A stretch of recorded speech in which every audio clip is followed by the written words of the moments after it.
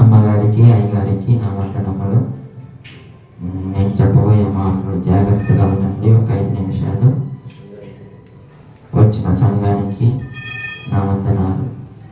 ప్రియమైన దేవుని పిల్లలారా, ప్రభుని కృప చేత మనము కొత్త సంవత్సరంలోకి అడుగు పెట్టాము.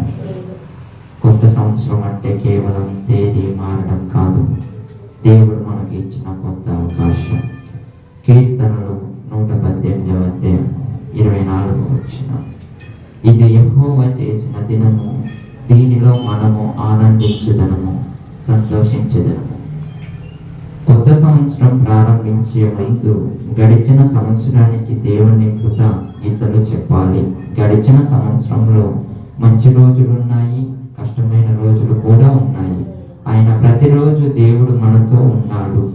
కీర్తనలు 107వ అధ్యాయం 1వ వచనం, యెహోవాకు కృతజ్ఞత స్తోత్రము చెల్లించుడి, ఆయన నందు దయ నిత్యమై ఉన్నది.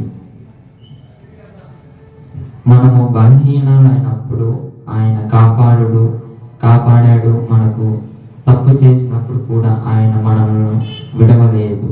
కృతజ్ఞత గల హృదయంతో కొత్త సంవత్సరంలోకి ప్రవేశించదము. బైబిల్ మనకు గతంలోనే జీవమును చెప్పెదను. యెషయా 43వ అధ్యాయం 18వ వచనం నుంచి 19వ వచనం వరకు, పూర్వ విషయములను జ్ఞాపకము చేసుకొనిడి, గత విషయములను తలదూర్చుకొడి. గడిచిన సంవత్సరంలో మనము తప్పులు చేసి ఉండవచ్చు, పాపములో పడిపోవచ్చు, శాంతిని కోల్పోయి ఉండవచ్చు. కానీ దేవుడు చెబుచున్నాడు, ఇదిగో నేను కొత్త పని చేయుచున్నాను, పాపములను శిలువ వద్ద విడిచిపెట్టుదాం. మనం చేసిన పాపాలన్నీ పోయిన సంవత్సరంతోనే విడిచిపెడదాం. మనం కొత్త సంవత్సరంలో వచ్చినాం కాబట్టి కొత్త జీవితాన్ని ప్రారంభించుదాం. చేసిన పాపాలన్నీ మర్చిపోయి మంచిగా దేవునితో సమయం గడుపుదాం. కాబట్టి ఎవడైనా క్రీస్తులో ఉన్న యెడల అతడు నూతన సృష్టి, పాతవాటి గతించదను. యేసుతో నడిచినప్పుడు మన జీవితం మారుతుంది, మన ఆలోచనలు మారుతాయి, మన భవిష్యత్తు మారుతుంది. ఈ కొత్త సంవత్సరంలో మనము ప్రార్థనలో పెరుగుదాం, దేవుని వాక్యాన్ని చదువుదాం, పవిత్ర జీవితం గడుపుదాం. ఈ సంవత్సరం ఏం జరుగుతుందో మనకు తెలియదు, కానీ ఈ సంవత్సరాన్ని పట్టుకొని ఉన్న దేవుడు మనకు తెలుసు. నీ కార్యములను యెహోవాకు అప్పగించము, నీ యోచనలను సిద్ధపరచును. భయపడవద్దు. భవిష్యత్తు గురించి, చదువులు, ఉద్యోగాలు, ఆరోగ్యం గురించి. హెబ్రీలు 13వ అధ్యాయం 5వ వచనం, నేను నిన్ను విడవను, నిన్ను ఎడబాయను. మన బలంపై కాదు, దేవునిపై పూర్తిగా నమ్మకం పెడదాం. దేవునితో నడవాలి, నిర్ణయించుకుందాం.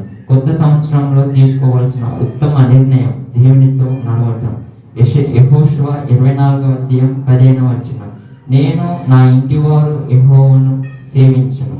ఈ రోజు నిర్ణయించుకుందాం, దేవుణ్ణి మన మనసారా ప్రార్థన చేసుకుందాం, విశ్వాసంతో జీవితం, ఇతరులకు వెలుగుగా నిలుద్దాం. ప్రభువా, ఈ కొత్త సంవత్సరానికి ధన్యవాదాలు. గడిచిన సంవత్సరంలో చేసిన పాపములను క్షమించి మాకు మార్గదర్శకాన్ని ఇవ్వండి, కాపాడండి. ఈ సంవత్సరం మీ నామానికి మహిమ కలిగేలా మా జీవితాన్ని నడిపించండి. యేసు నామములో ఈ చిన్ని మాటలను అడిగి వేడుకుంటున్నాను తండ్రి. ఆమేన్.